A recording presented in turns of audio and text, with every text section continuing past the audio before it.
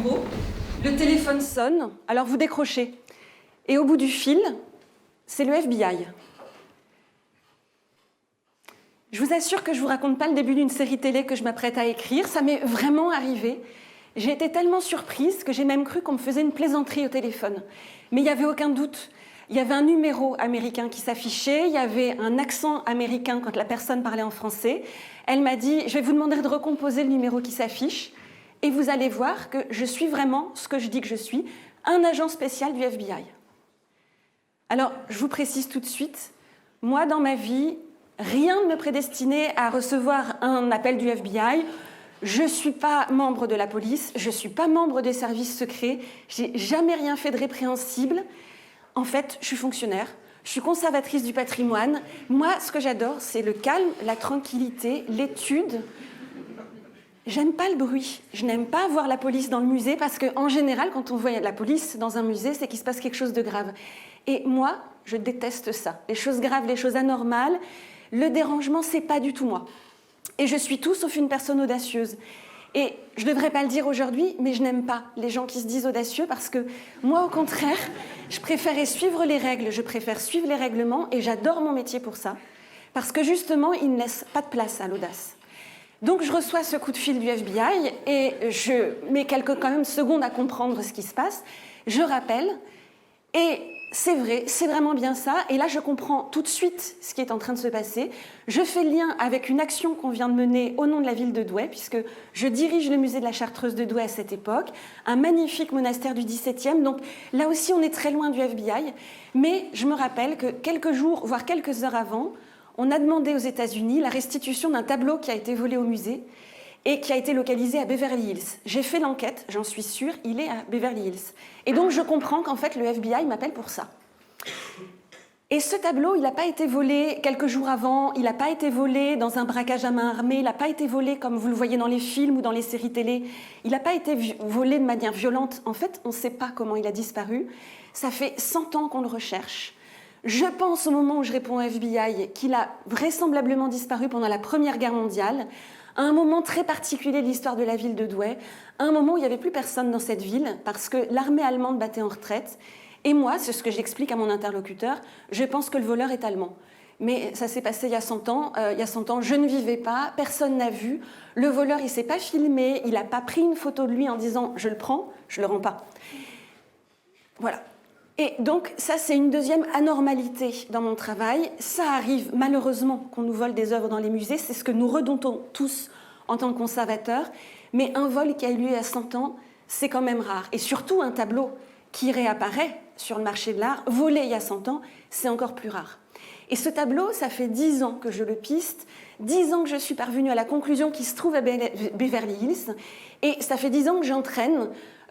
avant moi, ma prédécesseur et moi, j'entraîne la ville dans toute une série de procédures judiciaires parce qu'on veut le récupérer.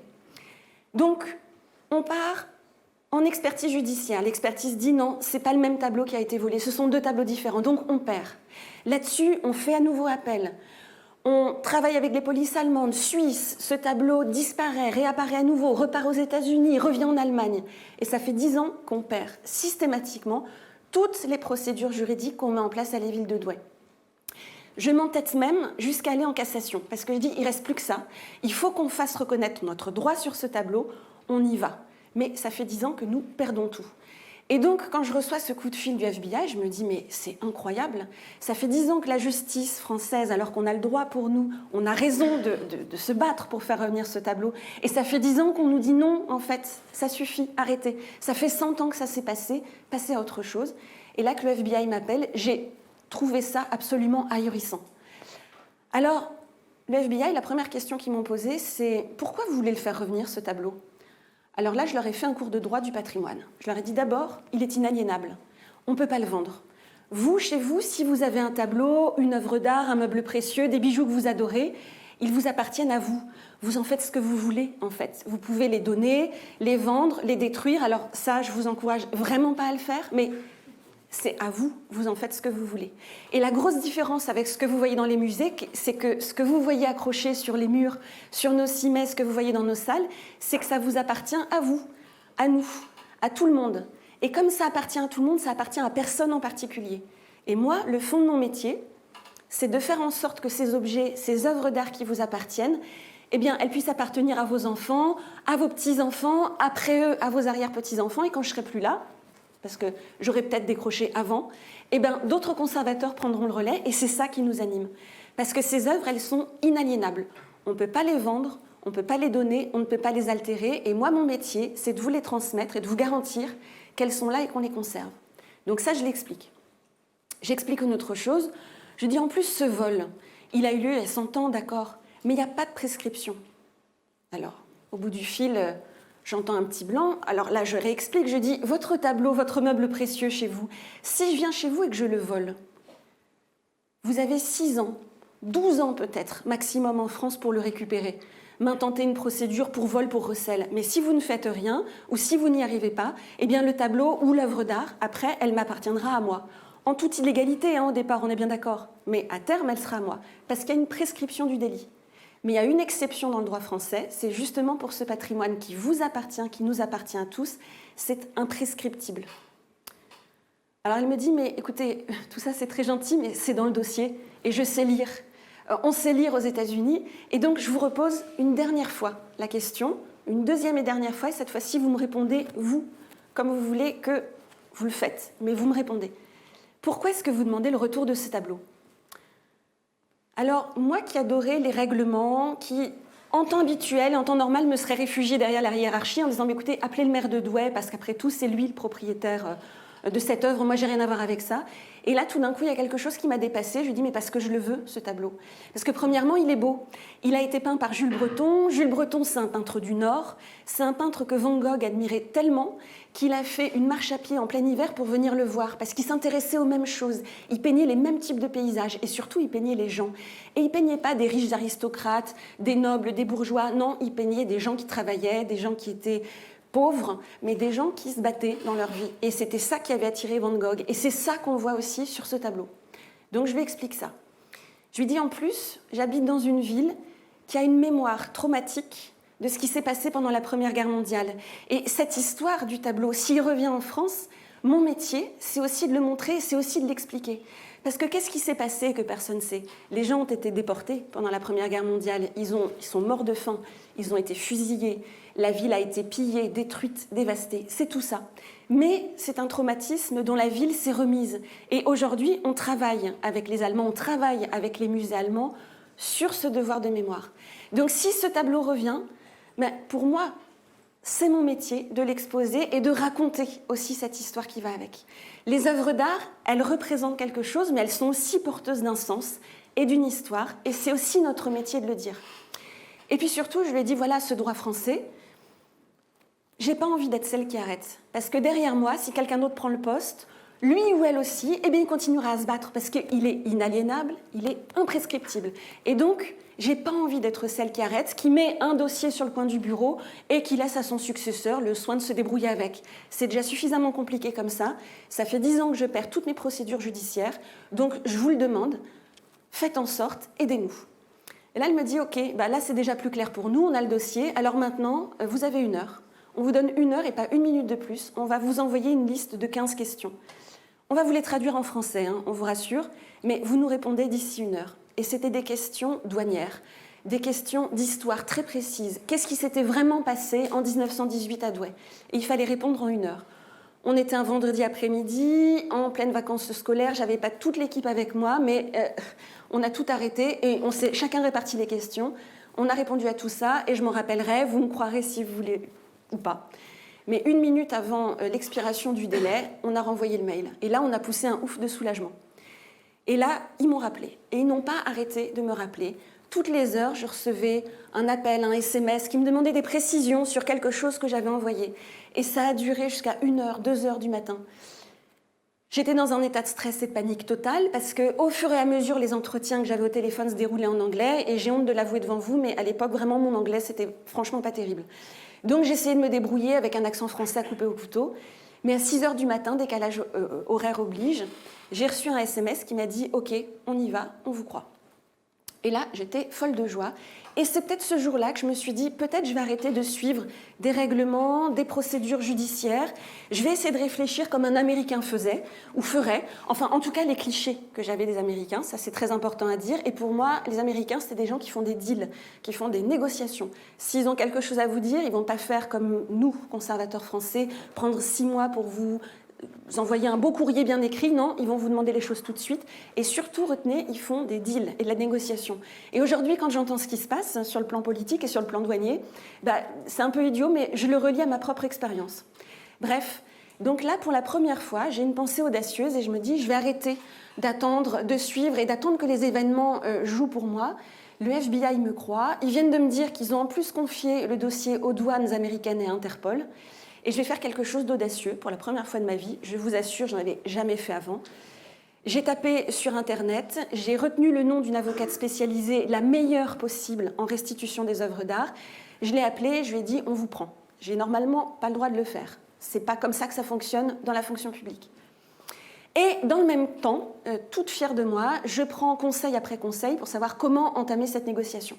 Et tout le monde me dit non, ça suffit. Tu as perdu, la ville a perdu toutes ses procédures depuis 10 ans. La justice française a dit que ça suffisait, il fallait passer à autre chose. Arrête, il ne faut pas s'obstiner. Et la ville me dit, on ne va pas dépenser de l'argent supplémentaire pour repayer une avocate pour une procédure qu'on n'est pas sûr de gagner. On a perdu en France. On a perdu avec la justice française. Alors je prends d'autres avis. Et ce que les autres avis me disent, c'est, écoutez, il n'y a plus rien à faire. Il faut accepter l'histoire telle qu'elle est. Si vous voulez le tableau au musée de Douai, vous le rachetez. Et là, c'était tout le problème parce qu'il était évalué au plus bas à 250 000 $, au mieux à 300 000 €. Alors, on a calculé pour la présentation de la conférence que c'était entre 125 et 200 SMIC. Vous imaginez dans une ville comme Douai, sinistrée socialement, économiquement, par la fermeture des mines, expliquer qu'on va racheter ce prix-là, un tableau qui vous appartient déjà. Non, moi, ce n'était pas possible, je ne pouvais pas l'accepter. Il y a quand même une personne qui m'a dit « Vous devez continuer », c'est le procureur de la République. Moi, je pensais jusque-là que la justice ne nous avait pas franchement aidés, mais le procureur nous dit « Non, continuez ». Alors, je missionne cette avocate. Et puis, il fallait bien trouver de l'argent pour la payer. Il fallait surtout trouver de l'argent pour rentrer en négociation, parce que ce qu'on ne nous dit pas dans ce qu'on entend actuellement, c'est que toute négociation, elle se fait vraiment à base d'argent, sonnant et trébuchant, et pas seulement à base de mots, de belles paroles et de promesses. Et donc là aussi, j'ai fait quelque chose que j'avais jamais fait quand je recherchais des mécènes. J'ai décroché mon téléphone, j'ai été pressante, j'ai pas fait des beaux dossiers avec l'entête du musée ou de la ville, j'ai pas pris le thé, j'ai pas pris ce temps-là. Et en fait, ça a marché parce que la cause était juste et j'arrivais à convaincre les mécènes de donner un peu d'argent. Alors, j'ai pas réussi à trouver toutes les sommes qui étaient nécessaires pour qu'on arrive à mener une bonne négociation, mais on est parti comme ça. Et le temps passe, j'en entends plus parler, ni du FBI, ni de rien, jusqu'au jour où, et quand je dis le temps passe, c'est juste 1 mois ou 2, et ça faisait 10 ans qu'on se battait pour avoir ce tableau, jusqu'au jour où l'avocate m'appelle. Alors, je visitais une exposition, le réseau passait mal, j'ai pas bien compris ce qu'elle m'a dit, et c'est vraiment comme dans les films, le portable est tombé par terre, j'avais plus de réseau, je me suis mise à courir, ce qu'il faut jamais faire quand on visite une exposition dans un musée, ça fait suspect, ça fait bizarre, les gens vous arrêtent, c'est ce qui s'est passé. Bref, et j'ai fini par comprendre, en réécoutant le message et en la rappelant, en plus j'essayais de la rappeler, ça ne marchait pas.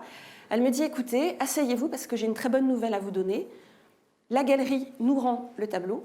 En plus, ils ne négocient pas, ils vous le rendent gracieusement. Donc j'avais gagné en fait pratiquement sur les 2 tableaux. Enfin, ça nous a coûté quand même un peu d'argent de le faire revenir, mais c'était rien par rapport à ce à quoi je m'attendais.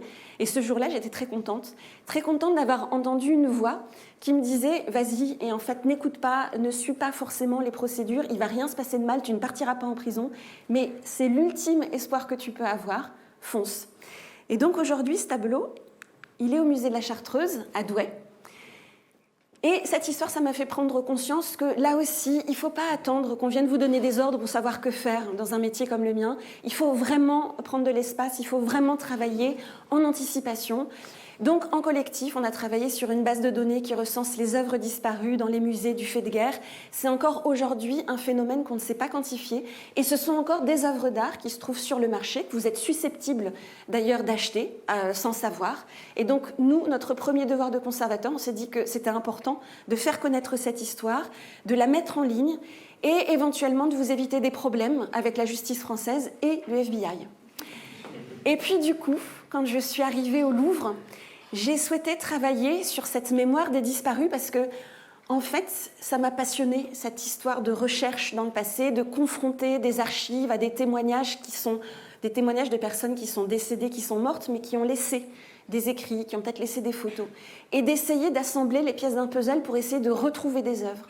Et quand je suis rentrée au Louvre, j'ai découvert une autre réalité, un autre type de recherche de disparus, à savoir les gens qui ont disparu dans les chambres à gaz, dans les camps d'extermination de la Seconde Guerre mondiale, et dont les œuvres d'art ont été saisies par l'occupant nazi, ont été spoliées par l'occupant nazi, avec la complicité active et le soutien de l'État français de Vichy. Et ces œuvres-là, elles sont imprescriptibles aussi, c'est-à-dire qu'il y a une loi spécifique qui dit que ces œuvres, elles ne peuvent pas s'échanger comme ça facilement sur le marché de l'art, et de deux, que les musées doivent les restituer à leurs propriétaires légitimes. Le gros problème, c'est qu'on est 80 ans après les faits, cette fois-ci la Seconde Guerre mondiale, et qu'identifier des propriétaires légitimes, c'est-à-dire des gens qui potentiellement sont partis en chambre à gaz, dont tout le patrimoine a été spolié et dont parfois il ne reste rien, pas même une photo, c'est très difficile.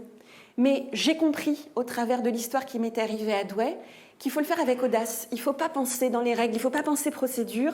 Et ce n'est pas parce qu'on nous dit de le faire, ou pas d'ailleurs, qu'il ne faut pas le faire ou qu'il faut le faire. Il faut le faire parce que c'est une demande et une demande de mémoire. Et que de plus en plus les musées, le fait patrimonial sera confronté à la question suivante. C'est moins ce qu'on verra sur les œuvres ou ce qu'elles disent en elles-mêmes qui vous intéressera ou nous intéressera, c'est pourquoi elles sont là, d'où elles viennent.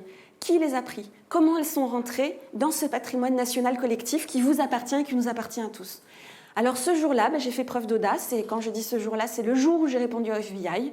Je le remercie d'ailleurs fortement. Et surtout, le conseil que j'aurais à vous donner, ça a déjà été dit par d'autres speakers, c'est que vous avez forcément, à chaque choix que vous faites, une voix intérieure qui vous dit, en fait, qui vous donne la direction. Et vous avez parfois des conseils opposés. Ce qu'il faut suivre, c'est vraiment sa voix intérieure. Et ça, c'est une preuve d'audace. Merci.